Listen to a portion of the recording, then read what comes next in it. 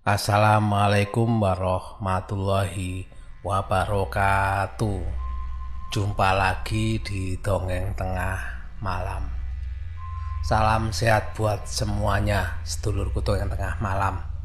Mudah-mudahan dulurku semua selalu diberikan kemudahan, kelancaran, rezeki yang barokah, dan dijauhkan dari segala mara bahaya. Ya, sedikit pesan ya untuk masa sekarang ini kan lagi puncak-puncaknya infonya yang dari saya dengar ya, wabah virus COVID ini. Makanya sedulurku semua monggo berhati-hati ya, menjaga kesehatan, jaga imun tubuh, jaga kebersihan, jaga jarak, dan jangan lupa selalu memakai masker khususnya di tempat umum. Tolong dijaga itu, karena jangan sampai kita atau keluarga kita yang kena nantinya. Untuk cerita kali ini saya akan membawakan kiriman cerita yang saya beri nama Mbak Dita, karena beliaunya dulu pernah berpesan jangan pakai nama asli, makanya saya kasih nama Mbak Dita. Mbak Dita ini kemarin yang menceritakan anak tetangganya bernama Reta ya. Kalau belum mendengarkan cerita Mbak Reta, monggo. Kemarin sudah pernah saya upload cerita Reta ini. Kali ini Mbak Dita ingin membawakan pengalaman mistisnya sewaktu masa kuliah dulu. Beliau ini punya sahabat, kasih inisial L ya, sampai kita sebut saja namanya Lila, dan juga kakaknya Lila bernama inisial N ya, saya kasih nama Nina aja. Lah, Lila ini tinggalnya di Kota T di daerah Jawa Timur. Tapi sebelum ke cerita, seperti biasanya ya, sedulurku yang belum subscribe, monggo di subscribe dulu channel Dongeng Tengah Malam. Jangan lupa klik like-nya dan juga tulis komentarnya. Dan yang di Spotify jangan lupa follow ya, supaya tetap bisa mengikuti cerita terbaru dari Dongeng Tengah Malam di tahun 2021 ini. Baik, kita langsung ke ceritanya.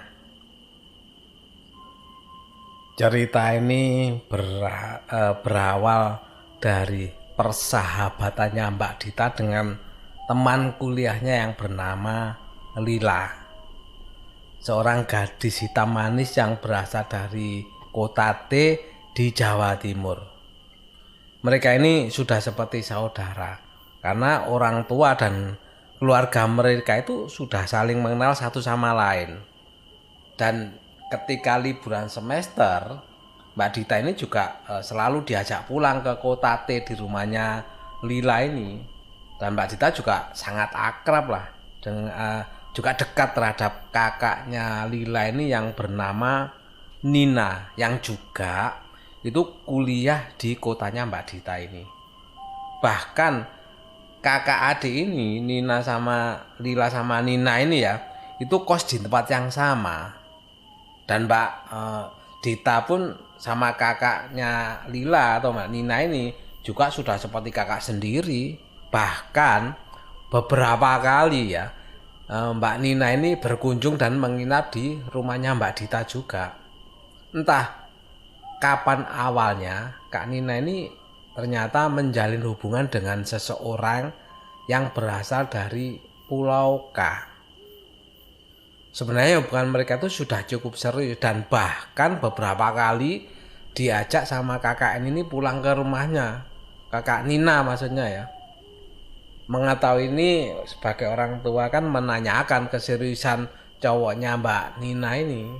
Tapi gak tahu kenapa cowoknya ini selalu berkelit dengan alasan yang gak jelas lah. Sampai pada akhirnya ternyata diketahui si cowok ini itu ternyata sudah mempunyai istri. Bisa dibayangkan ya betapa kagetnya Mbak Nina ini mengetahui cowoknya ternyata sudah beristri. Dan jelas lah Mbak Nina jadi shock lah dengan mendengar berita itu. Tapi karena sudah terlanjur cinta setengah mati istilahnya ya sama cowok tersebut, bapak ibunya pun sebagai orang tua juga sudah menasihati sama Mbak Nina itu dan mencari cara supaya bagaimana caranya Mbak Nina itu bisa putus hubungan dengan cowok itu dengan berbagai cara lah. Namanya juga orang tua ya. Bisa digambarkan ya, mengetahui anaknya ternyata punya pacar atau calon suami yang sudah beristri. Ya jangan sampai lah. Makanya orang tuanya Lila ini berusaha bagaimanapun caranya. Dan akhirnya walaupun dengan berat hati, Mbak Nina itu akhirnya memutuskan hubungannya dengan cowoknya itu. Tentunya legalah orang tuanya Lila ini mendengar bahwa Mbak Nina memutuskan hubungan dengan cowoknya ini. Tetapi lain dengan penerimaan cowoknya ini. Ternyata si cowoknya ini gak terima diputusin sama Mbak Nina ini. Bahkan si cowok ini sesumbar dengan sumpah serapahnya bahwa dia itu akan membuat hidup Kak Nina ini menderita. Mendengar itu ya wajar lah, lumrah lah. Cowoknya ini ternyata juga suka sama Mbak Nina ya. Sampai sumpah serapah seperti itu anggapannya kan wajar, namanya juga sakit hati. Tapi Mbak Nina adalah mengambil keputusan yang terbaik sebenarnya. Karena cowoknya kan sudah beristri. Harusnya cowoknya kan harus juga ngerti juga bahwa kamu loh sudah punya istri kok masih mendekati Mbak Nina, itu kan hal yang gak lucu gitu loh. Ya sudahlah, anggaplah itu sebagai lampiasan rasa sakit hati dari cowoknya ini. Setelah 1 minggu dari kejadian tersebut, sumpah serapah dari cowoknya ini, tiba-tiba Mbak Nina ini jatuh sakit. Dan sakitnya ini kalau dibilang sakitnya itu bukan sakit seperti biasa orang sakit. Sepertinya sakitnya ini gak wajar. Karena apa? Karena tiba-tiba kedua kakinya Mbak Nina ini gak bisa berjalan. Karena kalau mau dipakai jalan, katanya itu seperti kakinya itu seperti ditusuk-tusuk paku dan jarum. Ya bisa dibayangkan ya, kaki ketusuk paku sama jarum. Ya otomatis lah, mau berdiri aja ya sulit lah. Ya tentulah jelas Mbak Nina kan nggak bisa jalan. Dan Mbak Nina ya sangat kesakitan lah dengan kondisi yang dialaminya itu. Dan akhirnya dibawalah Mbak Nina ke rumah sakit untuk memeriksakan kenapa sakitnya itu aneh. Nggak bisa berjalan, kakinya kalau baca seperti ditusuk-tusuk jarum atau paku tadi. Sampai di rumah sakit diperiksalah semua apa yang jadi penyebabnya. Setelah diperiksa semua dari hasil-hasil, bahkan mungkin difoto dan sebagainya ya, ternyata tidak ditemukan penyakit sama sekali. Bahkan gak ada menunjukkan gejala bahwa Mbak Nina ini menderita sakit. Mendengar itu otomatis orang tua Mbak Nina ya bingung. Kok bisa nggak? Jelas-jelas Mbak Nina itu sakit kok di kakinya sampai nggak bisa jalan. Kok dibilang katanya nggak ada penyakitnya. Bingung dan khawatir juga dengan kondisi Mbak Nina ya. Nah, akhirnya mau nggak mau keluarganya Mbak Nina, khususnya orang tua Mbak Nina ini mencari lah pengobatan lain akhirnya. Karena secara medis kan jelas sudah nggak ditemukan penyakitnya. Ya akhirnya jalan satu-satunya ya non medis kan. Kan kasihan melihat Mbak Nina terus merintih kesakitan seperti itu. Akhirnya dicarilah pengobatan alternatif. Diobati ke sana, ke sini, ke alternatif ya pengobatan alternatif. Ternyata juga masih belum berhasil. Sampai menjelang Mbak Nina ini wisuda kelulusan, sakit Mbak Nina itu juga sampai belum kunjung sembuh. Sampai Mbak Nina ini lulus dan nggak lama setelah itu kan wisuda untuk selebriti lah ya atas kelulusan itu ya. Kan Mbak Nina mengikuti wisuda dan itu kondisi Mbak Nina pun masih dalam kondisi sakit. Tapi Mbak Nina tetap ingin ikut wisuda karena ya kebanggaan lah bagi Mbak Nina. Mungkin ya dengan wisuda itu adalah memang bonus untuk orang tua, kebanggaan bahwa ini loh anaknya sudah lulus. Dan Mbak Nina pun ingin menunjukkan itu. Makanya Mbak Nina pun memaksa tetap mengikuti wisuda. Ya akhirnya jalan satu-satunya tetap ikut wisuda dengan memakai atau berjalan memakai kursi roda. Karena memaksa ya sudahlah, orang tuanya pun juga menuruti keinginan Mbak Nina. Karena ya betul lah bagi Mbak Nina wisuda ini ada termasuk pencapaian terbaik dalam hidupnya ya. Bisa sampai lulus walaupun dalam kondisi sakit. Makanya dia tetap ingin hadir di acara wisuda itu. Dan semua keluarga pun menjadi sedih lah melihat kondisi Mbak Nina seperti, termasuk Mbak Dita ini yang sudah menganggap Mbak Nina ini seperti kakaknya sendiri. Sampai tibalah di hari H acara wisuda itu.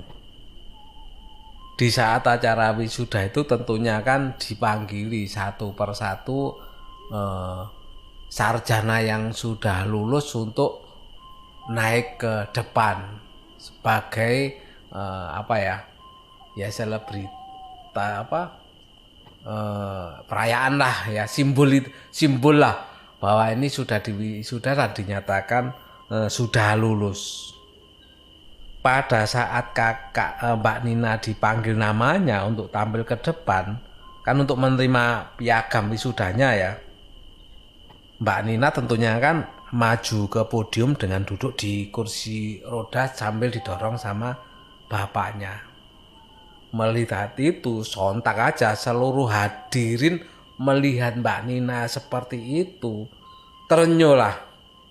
Seluruh hadirin itu terenyuh melihat kondisi Mbak Nina seperti, apalagi keluarga dan sahabat-sahabatnya itu sampai menitikkan air mata sedih melihat kondisi Mbak Nina seperti itu.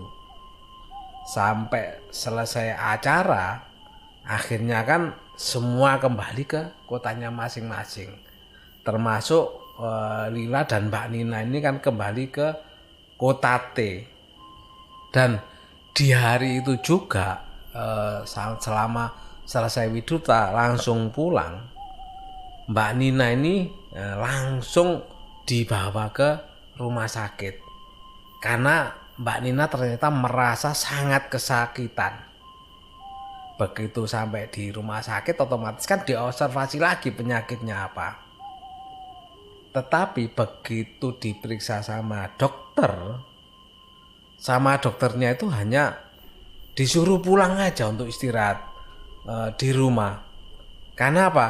Karena memang nggak ditemukan penyakitnya itu apa. Dan dokter pun bilang seandainya dirawat di rumah sakit pun nggak tahu pengobatannya bagaimana. Karena menurut analisa dokter setelah dicek semua, itu memang nggak ditemukan satupun penyakit di tubuh Mbak Nina ini. Ya akhirnya ya mau nggak mau akhirnya dibawa pulang sama orang tuanya ini. untuk istirahat di rumah, walaupun kondisi Mbak Nina kesakitan seperti itu ya, hanya dia kasih obat pereda sakit lah, itu biasalah sama dokter, karena kan kesakitan ya, biasanya dikasih obat pereda sakit.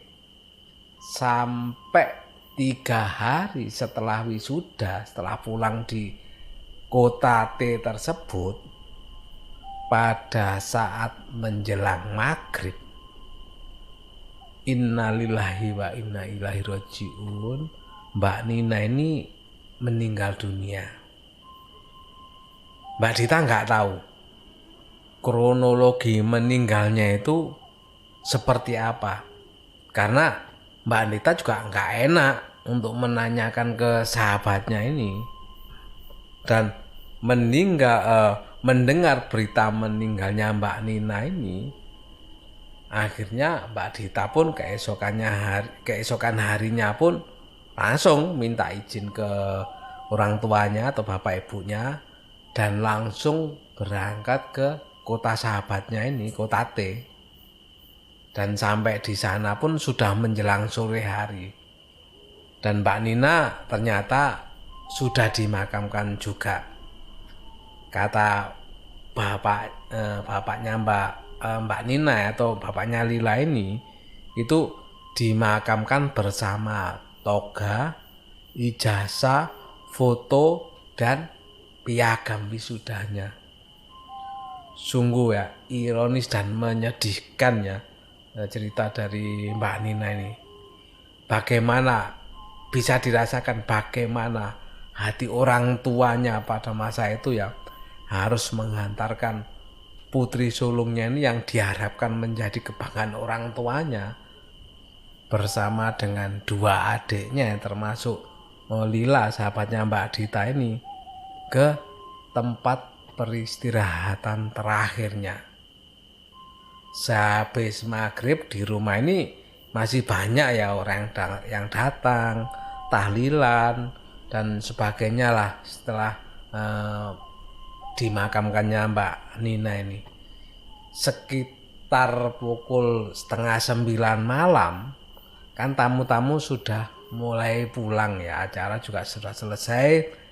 Tamu-tamu bahkan saudara yang dekat rumahnya di tempat tinggalnya Lila ini kan sudah mulai meninggalkan rumahnya Lila.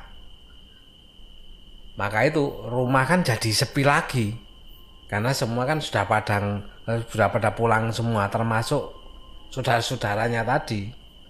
Yang tinggal kini hanya Mbak Dita, ibunya Lila, dan sahabatnya Lila. Sedangkan bapaknya ini kebetulan ada tugas mendadak dan harus berangkat ke kantor, karena beliau ini adalah seorang petinggi kepolisian ya, yang di kota T ini, di kota tempat tinggalnya Lila ini. Sedangkan adiknya yang bungsu itu lagi mengantarkan pulang tantenya. Saking kelelahannya mungkin ya setelah acara itu juga menahan sedih ya, ibunya Lila ini langsung istirahat di kamar. Sedangkan sahabatnya Mbak Dita ini, Lila ini ya, itu tidur di sofa depan TV. Sedangkan Mbak Dita sendiri duduk di sampingnya sambil menonton TV. Waktu itu acaranya ludruk yang diingat Mbak Dita ya, acara di TV itu. Tetapi sesaat setelah itu, nggak tahu dari mana, Mbak Dita itu tiba-tiba mendengar ada suara rintian sedih. Rintian itu sambil berbicara dalam bahasa Jawa ya. Loro, loro. Artinya sakit. Jadi suara itu seperti suara orang yang sedang kesakitan. Mendengar itu awalnya sih Mbak Dita pikir itu suara dari TV. Makanya sama Mbak Dita, TV-nya pun suaranya pun volume dikecilkan. Dikecilkan sekecil mungkin ya, asal bisa denger aja walaupun nggak terlalu jelas. Setelah dikecilkan suara TV-nya, ternyata suara itu masih terdengar, masih didengar sama Mbak Dita. Karena masih terdengar suara itu, otomatis kan dicari sampai dia sumber suaranya itu dari mana. Setelah dicari-cari, ternyata sumber suara itu berasal dari kamar depan. Nah, kamar depan itu adalah kamar Mbak Nina, di mana pintu kamarnya itu adalah tepat berada di samping kiri tempat Mbak Dita ini duduk. Melihat kenyataan itu seketika bulu kuduknya Mbak Dita pun berdiri, ya merasa merinding, dan juga Mbak Nina ini merasa tercekat, nggak bisa bergerak beberapa saat, saking kaget dan campur takutnya. Dan Mbak Dita sebenarnya ingin teriak, saking takutnya Mbak Dita ini, ingin teriak untuk menghilangkan takut, minta bantuan lah. Tapi untungnya Mbak Dita ini masih sadar, karena kalau Mbak Dia ini teriak kan jadi heboh seluruh rumah ini. Apalagi yang ada di rumah kan tinggal Mbak Dita, Lila sahabatnya, dan tinggal ibunya aja. Adiknya sama bapaknya kan lagi di luar rumah. Ya untungnya sadarlah, kasihanlah seandainya itu terjadi. Bagaimana perusahaan keluarganya Lila ini seandainya aku menceritakan hal yang didengar sama Mbak Dita ini. Dan akhirnya Mbak Dita pun mencoba membangunkan sahabatnya Lila ini. Bangun, kamu dipanggil ibu, katanya Mbak Dita, sambil menepuk-nepuk pipinya Lila ini. Dan akhirnya Lila pun terbangun. Mana ibu nggak panggil, sahutnya sambil mengusap matanya karena habis tertidur tak? Iya, tadi coba tanya ibu ke kamarnya, kali aja ibu butuh sesuatu, katanya Mbak Dita. Padahal itu cuma alasannya Mbak Dita supaya Lila ini bangun. Karena Mbak Dita juga takut sendirian, apalagi mendengar suara rintian seperti itu. Nah, akhirnya mereka berdua pun menuju ke kamarnya ibu, dan memang benar sih, ibunya itu masih sedang tertidur lelap. Mana ibu tidur gitu loh, katanya Lila ya. Kalau gitu kita tidur di kamarmu saja ya, kata Mbak Dita. Loh, nggak jadi tidur di kamar depan. Ya, kamar yang di kamar depan adalah kamarnya Mbak Nina, yang memang kalau Mbak Dita main ke rumahnya Lila ini biasanya memang tidur di kamar depan, di kamarnya Mbak Nina ini. Enggak, aku masih terbayang-bayang Kak Nina, jawabnya Mbak Dita, menyembunyikan rasa takutnya. Dan saat mereka menuju ke kamar Lila, tiba-tiba terdengar lagi suara rintian yang didengar Mbak Dita tadi. Loro. Dan selain suara itu juga diselingi seperti suara menangis lirih. Seketika itu Mbak Dita dan Lila langsung lari ke kamarnya Lila dan mengunci kamarnya itu. Disinilah sahabatnya Lila ini menangis sejadi-jadinya setelah mendengar suara rintian dan tangisan tadi. Dan Mbak Dita pun nggak tahu harus bagaimana untuk menenangkan sahabatnya Lila ini. Akhirnya Mbak Dita pun mengajak Lila ini untuk membaca surat Yasin.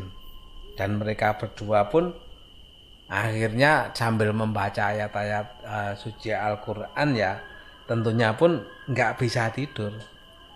Sampai mereka berdua itu mendengar suara kendaraan bapaknya datang mungkin ya. Langsung lari keluar membuka pintu ya, untuk keluar kamar. Dan begitu bapaknya ini masuk, mereka berdua pun menceritakan apa yang barusan dialaminya.